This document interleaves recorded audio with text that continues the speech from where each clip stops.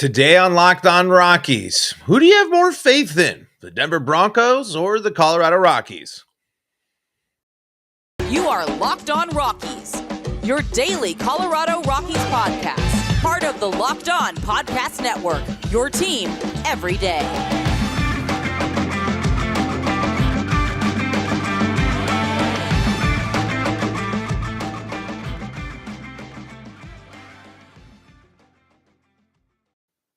Rock on Rockies fans, welcome into the Locked On Rockies podcast for today, the 14th day of November in the year 2022.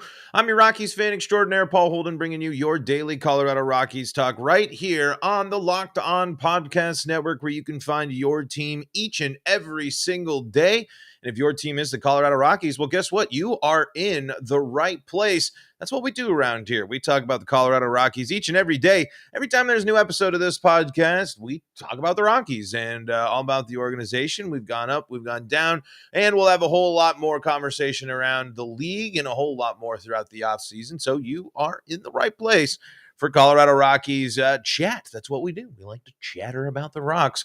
And I don't joke around when I call myself your Rockies fan extraordinaire. I take this team quite seriously.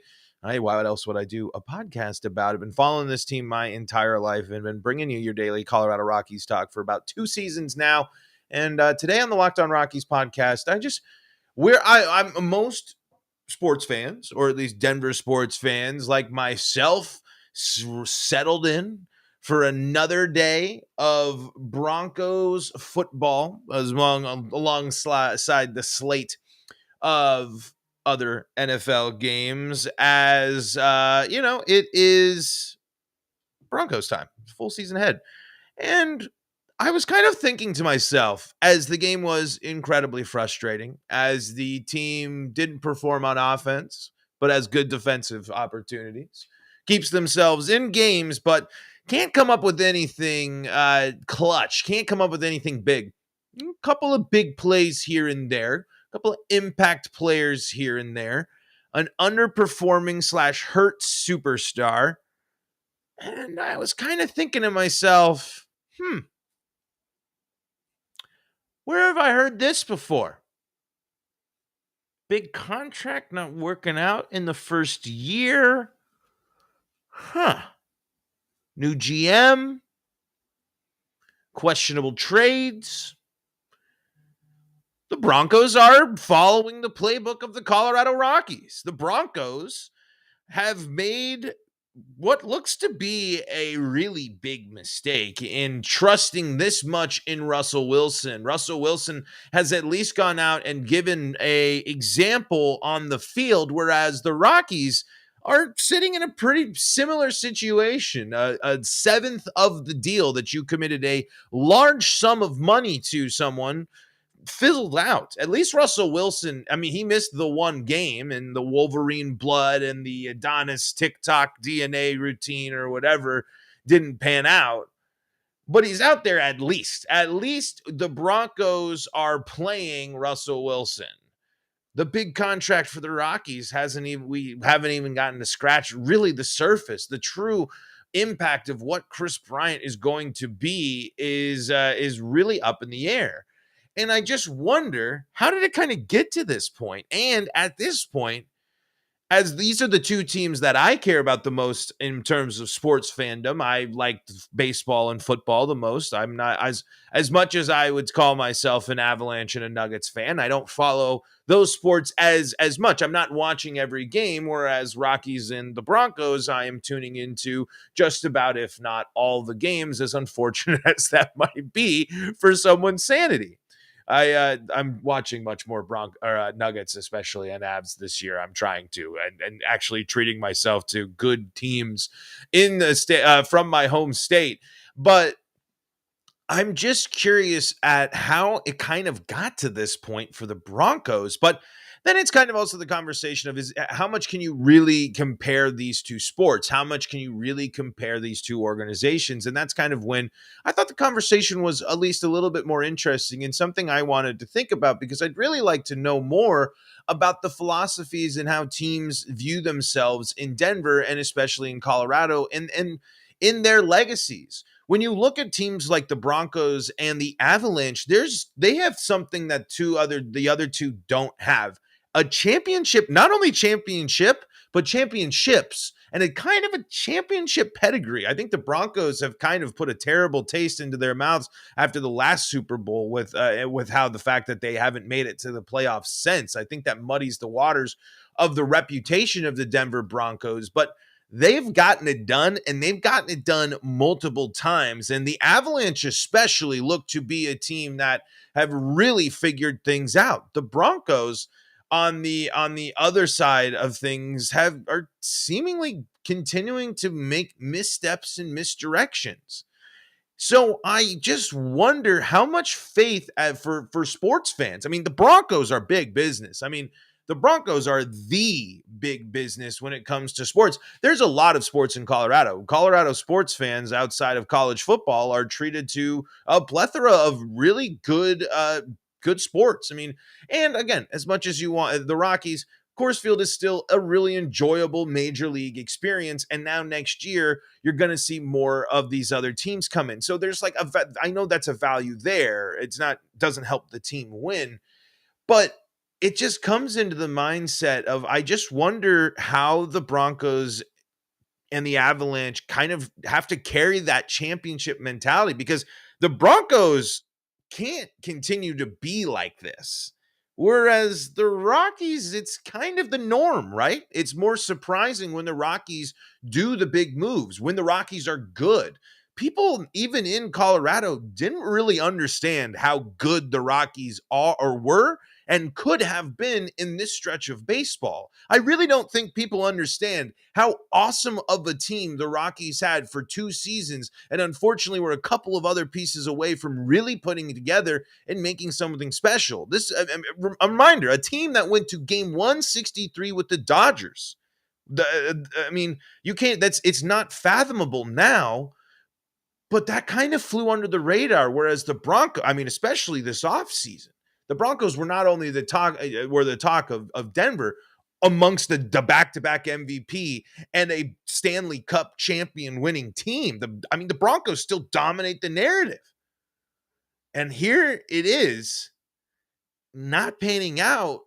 The Broncos have to make, I think the big difference between these two teams, the Broncos and the Rockies, the Broncos have to make change. The Broncos have to do something different, and they can, because they now have an insane amount of people involved in them. That ownership group is going to lead to the Broncos being able to do a lot more than the Rockies are going to be able to do. But it's also the NFL. There's a whole there's millions and millions of other layers there. But that's kind of when I was thinking about this conversation. When I think about who do I believe in is going to turn it around sooner, the Broncos or the Rockies? I've kept saying the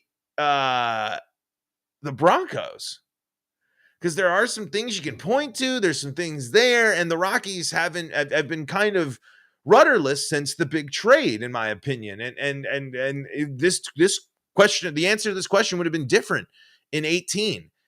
4 years ago, is this even 19, even with the bad season, I did not expect the Rockies to make the move to move Nolan in that offseason. I thought that they were going to buy in. I thought they were going to do something. And I think the Broncos going forward, and as you saw with trying, you can't knock it. I mean, it's a ton, and they gave away a lot. But the Broncos tried to make the trade for Nolan Arenado. They weren't trading away Nolan Arenado. They were trading away the future there for the hope that Nolan Arenado is going to be good for them. That's what they took what the Cardinals were hoping for, and the Cardinals are getting a Hall of Famer and someone who is continuing to be one of the best players in baseball. And the Broncos are looking deer in the headlights at, they have to figure out if it's Russ, if it's the quarterback. There's so many other things. But one thing you can guarantee for sure in those two sports, the NFL is going to move a lot faster. And another thing too, and I think something we need to emphasize in our kind of conversation, and you're kind of like sitting there, this isn't deep breaking Rockies analysis. I know it's November 14th. The offseason is we've covered it all. We got plenty of player reviews, but I wanted to take a kind of a different thing. Eric Harper's in the live chat, just like you can be if you follow us on YouTube. If you subscribe to Locked On Rockies on YouTube, you'll know when we go live, and you can pop into the live chat. We're going to see what he has to say, and any of you other Rockies fans have to say if you want to join us in the live chat. But before we do that, got to take a moment to tell you about the folks that help make this show possible. And that includes BetOnline. BetOnline is your number one spot for all your sports betting info, stats, news, and analysis. You can even get a head start on futures bets for Major League Baseball. They got all sorts of different stuff. You can bet on free agency odds, where players are going to go. They got all sorts of things that you can give a shot at a bet on. And you can get the latest odds and trends for every professional and amateur league out there. That's football, that's basketball, that's soccer. And guess what? If you're a Call of Duty fan, League of Legends fan, if you're an esports fan, they got it. They've got it all at betonline.net. They got podcasts there too. You can find those at BetOnline. They're the fastest and easiest way to get your betting fix in at betonline.net. That's the website that you can head to today. That's betonline.net. You can also use your mobile device to learn more about all the latest odds and trends at BetOnline. BetOnline.net. BetOnline, where the game starts. We're having a conversation today about the differences between the Broncos, the Avalanche, the Rockies, the Nuggets. And, we're having a good time. It's an interesting one. I think it's an interesting conversation to have. And let's dive in here to the live chat. Eric Harper says, the Rockies offseason is providing a nice respite from my mostly terrible Timberwolves and Senators seasons. I don't have faith in our current pitching, but beyond that, I'm loaded with Rockies faith. Go Falcons for what it's worth. Woof. Woof, Eric. We got to get you a winner in there, my friend. I don't know much about hockey, but I know the Senators aren't usually that good. The Timberwolves are cursed. I know they just took the Nuggets guy, but I've heard that hasn't been working out as well. And there was a lot of a big trade for leverage of the future of that franchise. And then the Falcons, yikes, man, you need to get yourself. And then this is the baseball team you've hitched your wagon to. That is when any of those teams win the championship, you will have earned it. That is for sure as a sports fan. But the big difference, I think, and not only is it championship pedigree, but like we kind of talked about a little bit in the first segment there, is the ownership. The Rockies don't have, as much as I want to boast about, and as much as the Rockies do have more wealth and influence, and then they like to lead on and more ability to make bigger moves than I think that they put on to the fans. The Broncos certainly have no excuse, and to keep pace with the NFL, the rapid turnover, the difficulty that it is to stay relevant in that league and in those positions is going to require the Broncos to kind of maybe eat a chunk of this Russell contract, but they have the ability to do that. When you have Walmart, when you have some of the wealthiest people involved in your team, that opens up a ton of possibilities. I know there's tax. I know there's all these rules and stuff in the NFL.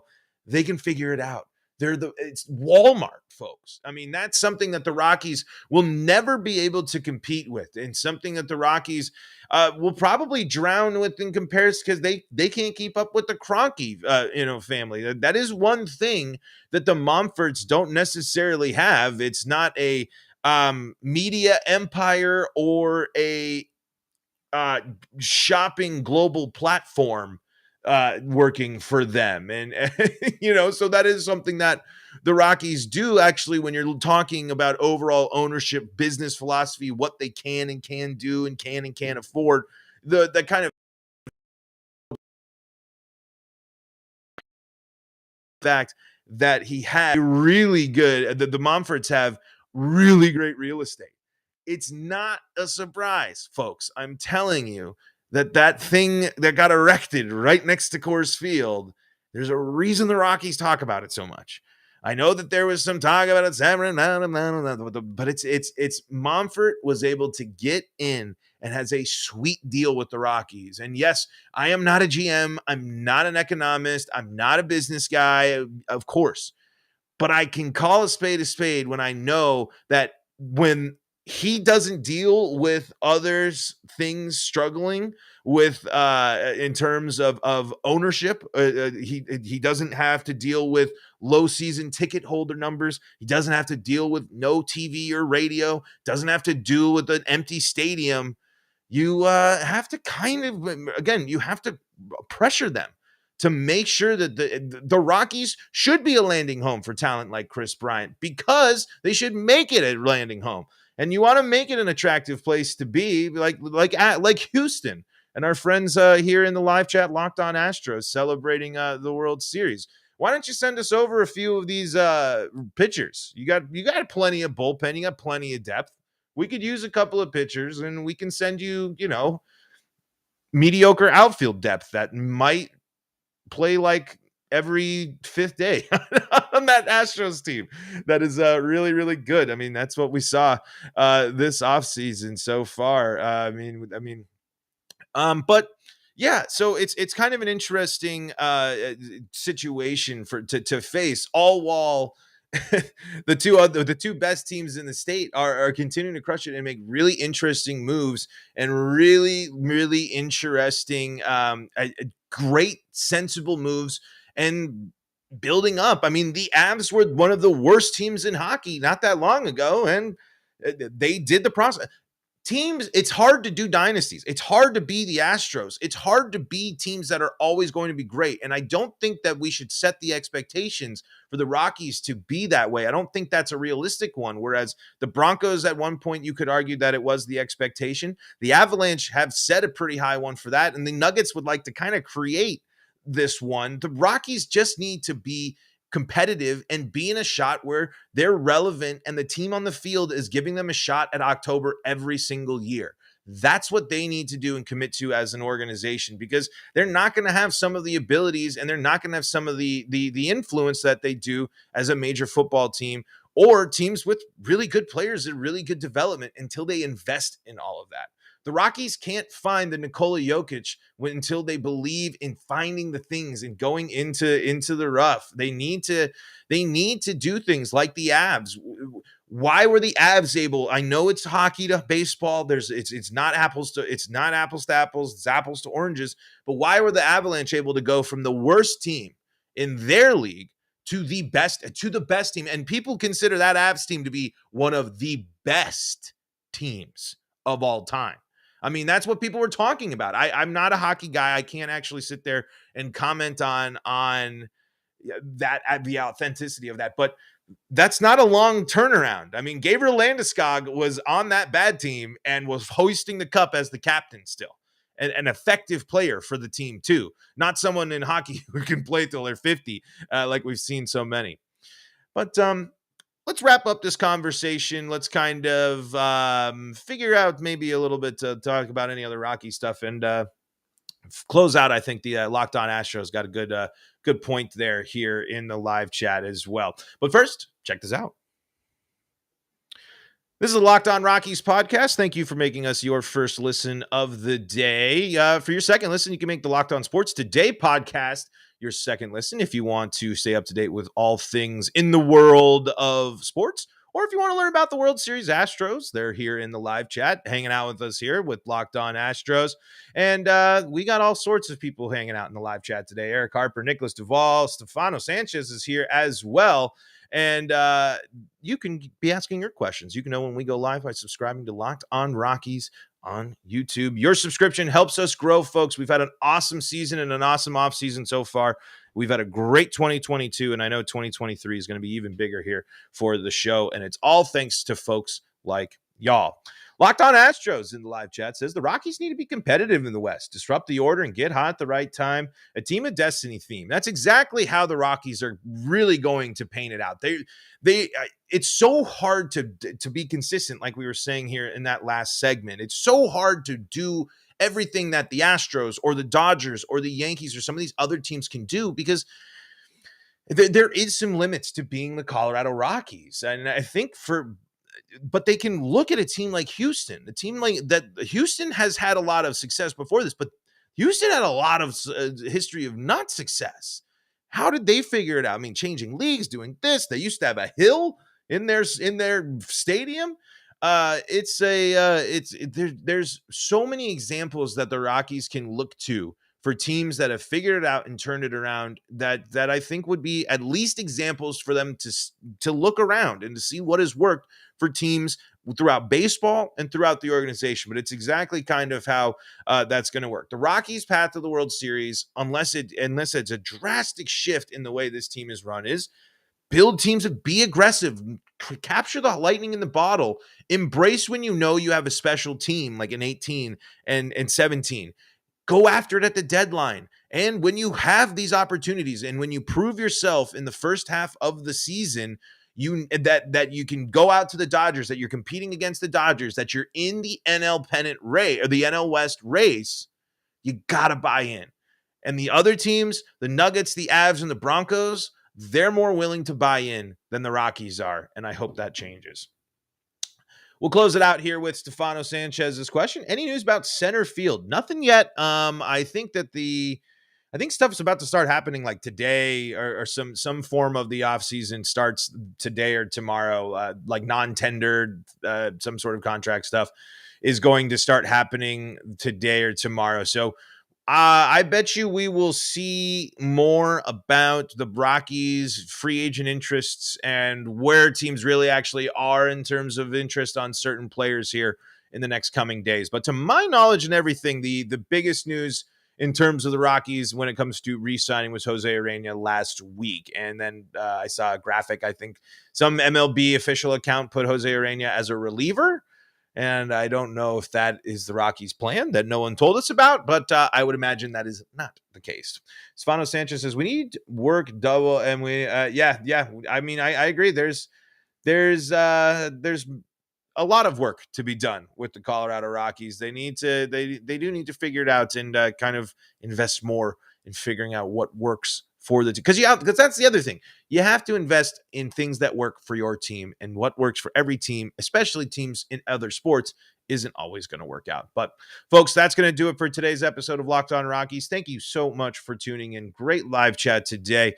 And thank you for making us your first listen of the day and for supporting us on your favorite streaming service where we are free and streaming. You can also find us on the Locked On Rockies YouTube channel there as well. We are proud to be part of the Locked On Podcast Network, where you can find your team every day. Go make Locked On Sports today your second listen, or why not go check out the Locked On Broncos, Locked On Avalanche, or Locked On Nuggets podcast. Learn more about those wonderful teams. Stefano Sanchez, you're the best for tuning in. Thank you for tuning in, Nicholas, as well. Thank you all for checking out the Locked On Rockies podcast. And until next time, this is Paul Holden saying,